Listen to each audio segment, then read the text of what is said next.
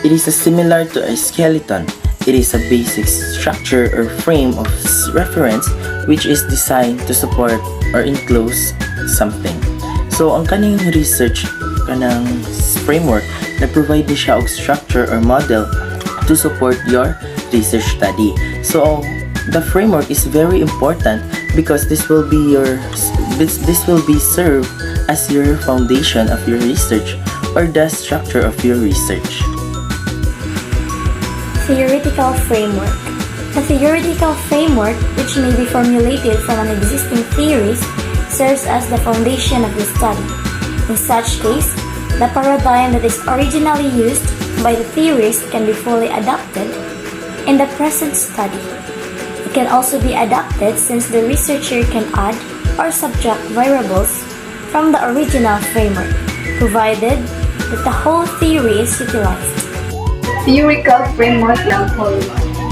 This study acquired the theory of Beck 2004 and Ferdinand 1972. The business ethic theory by Beck is based on the wider social rotation and the moral duty that business has towards society according to this theory. There are three very interrelated ethics grounds. These are changing and emerging social responsiveness and social expectations to particular social problems. So, a theoretical framework, example 1, is a foundational review of existing theories that serves as roadmap for developing the arguments you will in your own theories that can be developed by researcher to explain phenomena, draw connection, and make predictions. A theoretical framework 2. It's a structure that can hold or support a theory of a research study. It's a collection of concepts including variables and their relationships that guide the research. It provides a lens through which to view the research problem and interpret the findings.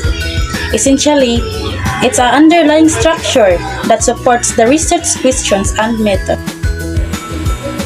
Another theory by Edward Thorndike is the so-called laws of learning, on which Skinner's theory of operant conditioning is based, is also the basis of the study. These three laws are: number 1, law of readiness. First primary law of learning, according to him, is the law of readiness or the law of action tendency, which means the learning takes place when an action tendency is aroused through preparatory adjustment, set, or attitude. Readiness means a preparation of action. If one is not prepared to learn, learning cannot be atomically instilled in him or her. For example, unless the typist, in order to learn, typing prepares himself or herself. To start, he or she will not make much progress of lethargic and unprepared manner. Number 2, law of exercise. The second law of the learning is the law of exercise, which means that drill or practice helps in increasing efficiency and durability of learning. According to Thorndike's S.R. Bond theory, the connection are strength with trial or practice, and the connection are weakened when trial or practice is discontinued. The law of exercise, therefore, is also understood as the law of use and disuse, in which case connection or bonds made in the brain cortex are weakened or lost. Main example of these cases are found in the instance of human learning. Learning to drive a motor car, typewriting, singing, or memorizing a poem or a mathematical table, music, and etc. Need exercise and repetition of values, movements, and action many times. Number 3, law of effect. The third law is the law of effect, according to which the trial or steps leading to satisfaction stamp of the band or connection. Satisfying states leads to consolidation and strengthening of the connection. Where areas dissatisfaction, annoyance, or pain lead the weakening or stamping of the connection. In the law of effect. Conceptual framework. The explanation of the scope and range of a concept or contract can be done even without a theory or in some cases with a combination of two or more theories which lead to a formulated framework. So, ang kaning conceptual framework, it illustrates what you expect to find through your study, defines the relative variables for your study, and maps out how they might relate to each other.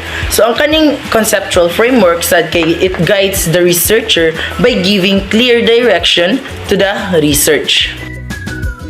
Paradigm of the study, the result of the clear understanding and the description of the relative framework is a paradigmatic presentation of the study.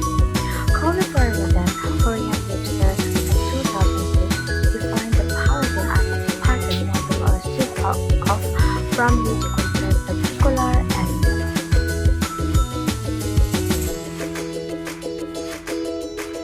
EPA model or input process output. This model is largely used when the research attempt to isolate the factors or major variables that causes the problem, subject, phenomenon under investigation.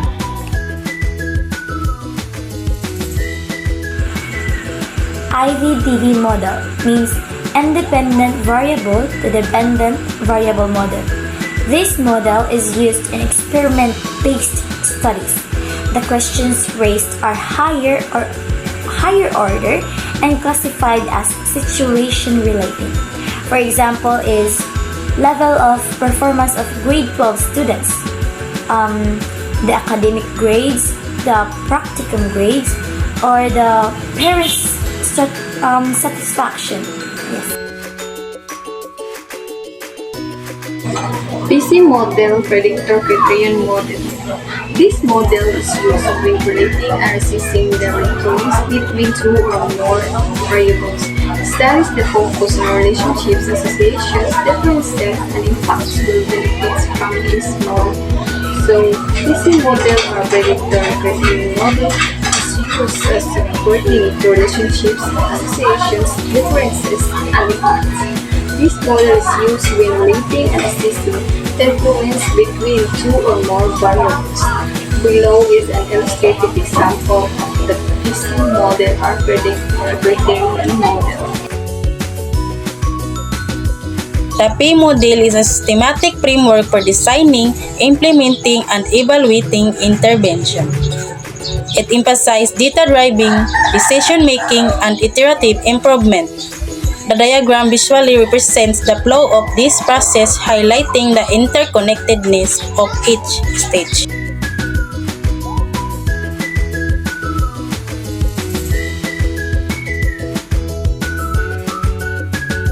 Proposed original model.